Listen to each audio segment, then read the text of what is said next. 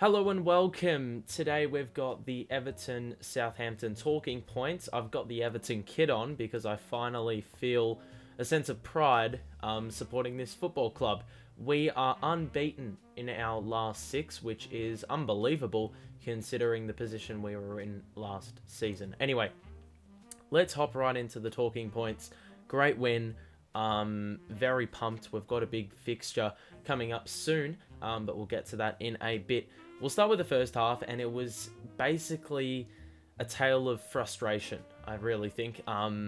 First half had a lot of opportunities. They were really presenting that to us. Southampton were turning the ball over a lot, and, well, we were returning the favour, essentially. And that was really frustrating to see because we were getting the ball in the middle of the park, making advancements, and then when we got into the final third, no surprises, we fell apart, and it basically got a little bit disjointed. Yeah, as I said, Southampton weren't really looking threatening at all in terms of attacking. A couple occasions in the back end of the first half, and yeah, that was about it, but didn't really trouble Pickford. There were a couple times where Bazunu was tested by a few things that we did, but overall the product wasn't great.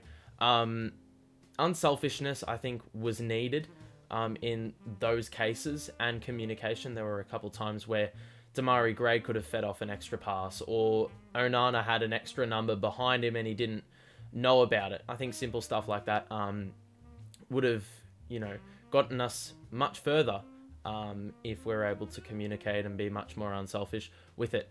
And just to get some bearings, because, yeah, otherwise you're all over the joint. You don't know what you're doing.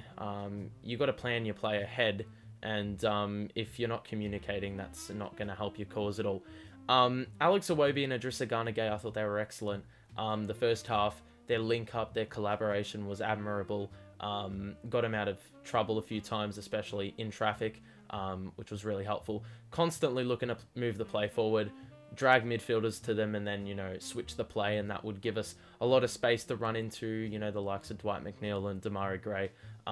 Switching the play, they really benefited from that.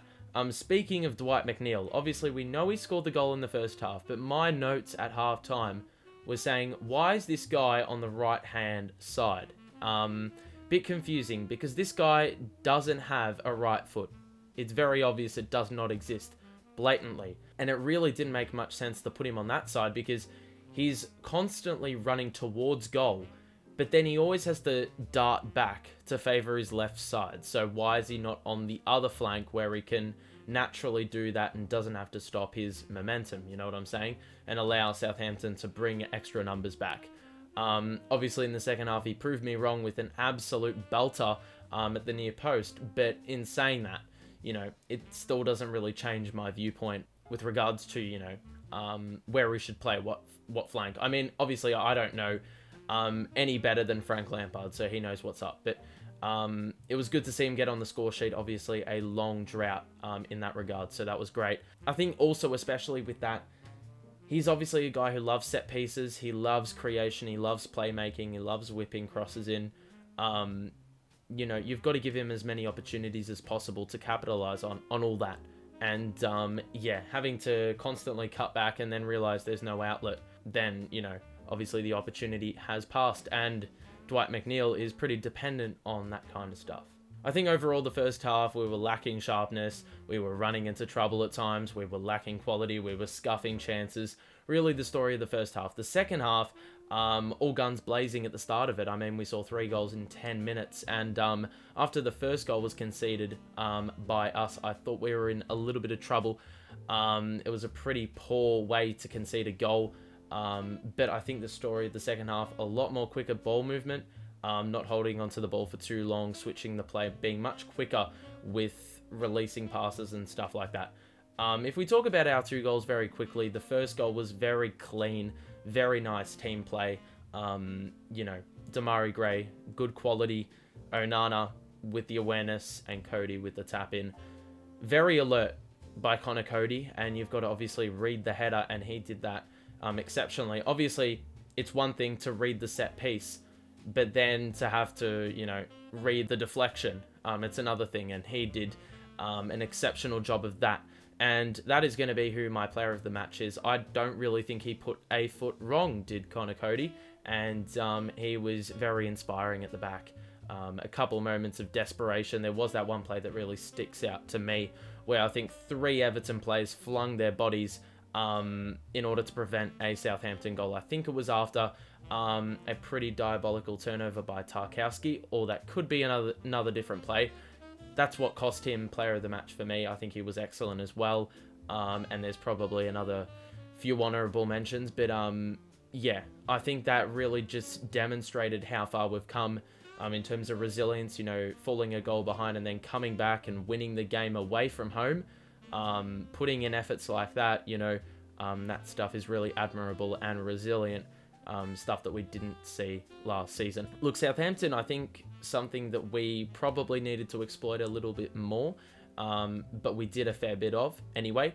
On the weaker far side, Southampton looked like they had committed less numbers, so that was probably an area we needed to attack more, get some more numbers back there, and then sort of force Southampton's hand in either deciding to match the numbers or present a bit of vulnerability at the front post, and that possibly could have benefited us again because we were dictating basically what Southampton were doing, but we obviously didn't do that in the end. That's possibly something to look for in the second meeting later this season. We had a lot of moments to put it to bed as well. There was a Damari Gray one-on-one, which Bazunu, to his credit, did very well to save, and then there was an Onana header from point blank, and that was sprayed unbelievably wide. So probably needs to fix up his finishing just a little bit, Onana. Probably not his forte, but it is what it is. Speaking of which, Onana, I think this was his welcome to the Premier League game today. He looked a bit out of place at times. He turned it over a few times, couple passes askew. I think he just needs to iron out those kinks, but he wasn't awful. I think that's really the good thing. That's how far we've come, when a not bad performance is one of the worst in the team. I think a lot of players were really good today, as I said, very commendable performances. Onana, probably not one of his best. Obviously hadn't seen Seamus Coleman in an Everton shirt for quite a while as well. I think he had a great game. He sort of eased into it, much like Dwight Mcneil, who both players hadn't really had many minutes under their belt, but it took them a while to settle in, but once they did, really looked like they were in their elements, and Coleman was excellent. There was one where there was a Ward-Prowse free kick, basically dead in front of the goals, and Coleman, just using initiative, was able to basically run from the wall and ensure that Pickford had to do absolutely nothing, and the threat was basically, it evaporated. So credit to him for that. That's the kind of leadership we want. That's where the value comes in for him. He may not display the best physical attributes, but if he can provide that leadership, provide that initiative, it could be some stuff that really wins us some games. To be honest, those little things, much like when 3 Everton shirts flung their bodies in the way of a ball that could have been going on target and potentially could have taken a few points away from us and changed the overall direction of the game. So I think, Coleman, basically, if you want to encapsulate our performance through one player, it's probably got to be him, and basically the whole back four, I guess you could say. So as we said, it's 6 in a row. It's a great effort. We move on to Manchester United at home. It's going to be a test.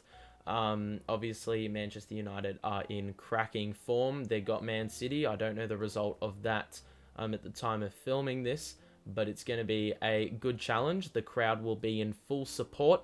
So I think it's going to be another one of those games where we're absolutely buzzing. The stadium will be rocking. We're probably at our highest point in a long time, probably since this time last year. So yeah, obviously got to relish it.